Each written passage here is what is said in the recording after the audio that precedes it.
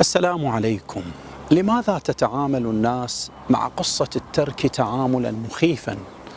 يرتعب المجتمع من كلمة اترك، مع أن الاترك فيها الدرك. لا يمكن للإنسان أن يدرك شيئا ما لم يترك شيئا. كل كمال إذا أردت أن تدركه فعليك أن تترك وتترك له شيئا من الأشياء. إذا أردت أن تدرك قيام الليل اترك النوم، وإذا أردت أن تدرك النجاح اترك الكسل، وإذا أردت أن تدرك الجنة اترك المعصية، وإذا أردت أن تدرك رضا المحبوب فاترك بعض المطلوب.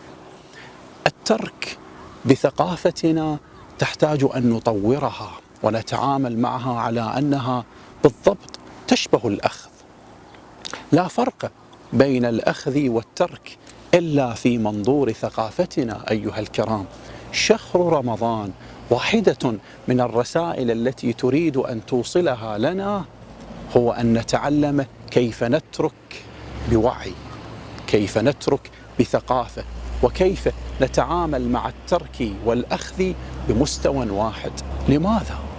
لأنك إن أخذت التذذت بالتملك، وإن تركت التذذت بالترك، وكلاهما حرية. فاترك.